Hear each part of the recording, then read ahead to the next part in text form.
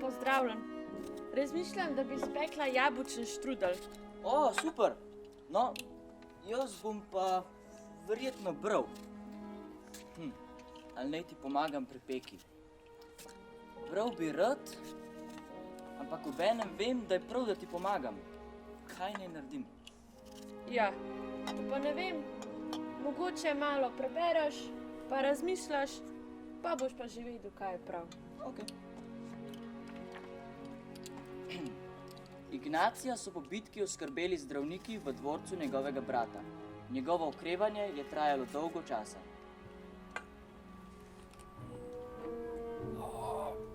Ta presneta noga. Ampak morda bom pa lahko enkrat še hodil. Nujno si moram najti nekaj za delati, drugače bom znorel od dolg časa. Da vidim, kakšne knjige ima moj brat v svojem dvorcu. Življenje Kristusovo, življenje svetnikov. Ampak to sta vendar verski knjigi, ne pa viteški. Potrebujem zgodbo, ki me bo navdušila nad bojevanjem, ki bo govorila o pogumu in reševanju princes. Saj poskusi z branjem. Dovoli, da te besede nagovorijo.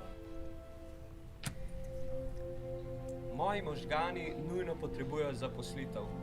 Drugače razmišljam samo o bolečini in sramoti poraza. No, pa da vidim, kaj mi lahko ponudita ti knjigi. Morda pa me navdihneta.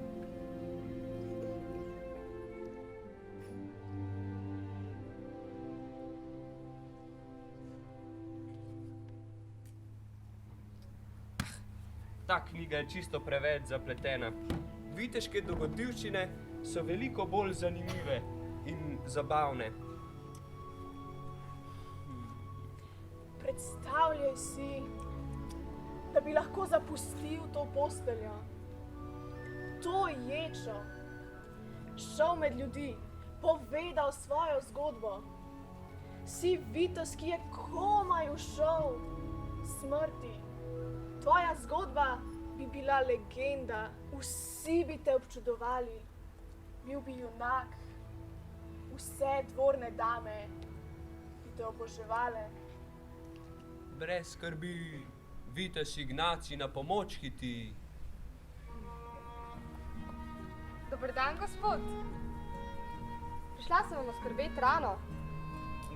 Kako rečeš? No, povej mi, mlada ranocelica, ali si že kdaj skrbela za enega najpogumnejših vitezov? O ne, gospod, veste, sem še vajenka.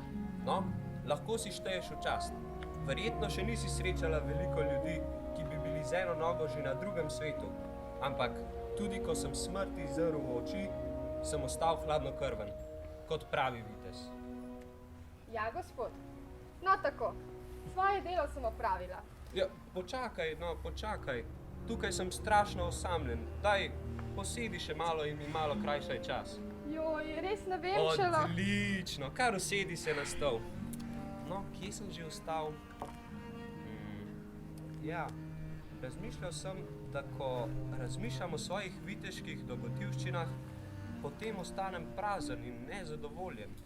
Ko razmišljam o svojih viteških uspehih, sem v trenutku neustrašen in močan. Ko pa misel mine, se pa počutim še bolj praznega kot prej. Mislim, da mi nekaj manjka. Ne, nič ti ne manjka. Predstavljaj si, imel bi vse, bogastvo, slavo, popolnoma vse. Samo priznati si moraš, vitez je samostojen, sam sebi si vse, ne potrebuješ Boga. Vitez ne kleči pred Bogom. Joj, res ne vem. Ampak po drugi strani, ko berem te knjige o življenju svetnikov in ob svetnikih razmišljam ob sebi, če so oni lahko postali sveti, lahko postanem tudi jaz, sposoben sem. Rad bi postal najboljši svetnik. Ignacij, tvoja vnema je sicer lepa, ampak ni prav, da si želiš biti vedno prvi in najboljši. Morda pa Bog ne pričakuje tega od vas. kaj pa vem. Razmišljal sem. Viteški uspehi me pustijo praznega. Misel na to, da bi šel peš v Jeruzalem, da bi hodil, kjer je hodil Jezus. Ta misel pa mi da veselje in me ne pusti praznega, ampak izpolnjenega. Joj, gospod, za človeka v vašem stanju je pot v Jeruzalem lahko nevarna. Mislim, da vem, kaj se v meni dogaja. V meni se ta trenutek dogaja duhovni boj. Duhovni boj? Ja, saj je jasno. Bijem bitko in se odločujem. Izbiram med potjo viteškega življenja, da bi služil temu svetu, in potjo, da bi služil Bogu. Bijem bitko in razločujem. Kakšno bitko? Kakšno razločevanje? Daj, vzemi papir in piši, kot ti bom rekel. Ja.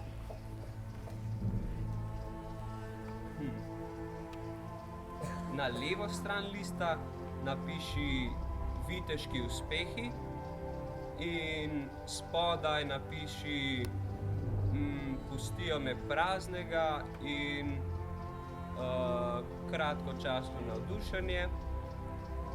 Na desno stran lista pa napiši svetniško življenje in spodaj napiši mir, sreča, veselje, zadovoljstvo ter izpolnitev.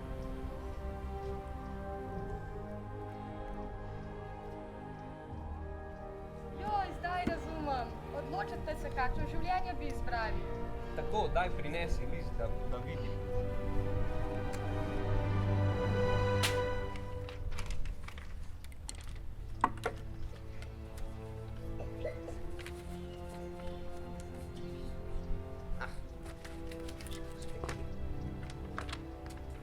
Tako, svetniško življenje. Joj, gospod, vi pa res obvladate z mečem. No, zdaj moram pa res iti. Sicer jih bom slišala. Tako, ti si svoje poslanstvo že našla, meni pa ga je Bog ravno začel odkrivati. Hvala ti, ranocelnica, da si poslušala in da si mi pomagala z razločevanjem. Seveda, poslušati ni težko. Z Bogom. Z Bogom, srečno. Aha, sedaj razumem, babi. Razumeš? Koga pa? Razumem, da je tole res knjiga o svetniku in ne o vitezu. Ne vem sicer, kako je Ignaciju uspelo spoznati glede razločevanja in notranjega boja, ampak sedaj vem, da je prav, da ti grem zdaj pomagati lupiti jabolka. Ja, no to pa je lepo. Pomoč je vedno dobrodošla. Na. Ti je verjetno Ignacij pomagal pri razločevanju, kaj je dobro, a ne? Kaj pa ti je bilo danes v knjigi še posebej zanimivo? Zanimivo. Ja, vse. Bral sem, da se je zdravil na gradu zaradi svoje noge. Potem se mu je zdelo, kot bi se v njem odvijal nekakšen notranji boj. Kar naenkrat se mu je pa vse razjasnilo in spoznal je, kateri duh in kateri glas je od Boga. Ja, Ignacij še naprej razmišljal, ali dela prav.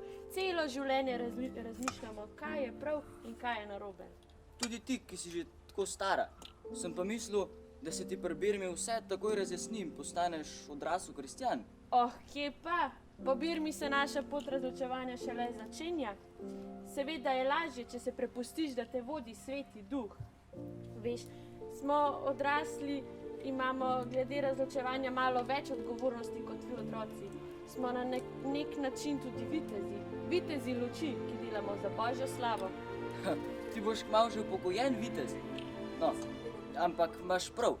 Vitez v službi Jezusa ima še toliko večjo odgovornost. Tako, kot je rekel stric Ben Spider-Manu. Z veliko močjo pride tudi velika odgovornost. A Spider-Man je to rekel? Ja, jaz pa mislim, da je to prebral iz Svetega pisma. Ker v Svetem pismu pa piše, od vsakega, ki mu je bilo veliko dano, se bo veliko zahtevalo. Wow, babi, ti pa veliko veš. Ja, vem tudi, kako se speče najboljši štrudel. Bejš ti zdaj v špajzo, po cukar, jaz grem pa še v kevdar po mal jabolk, tole je premal. Okay.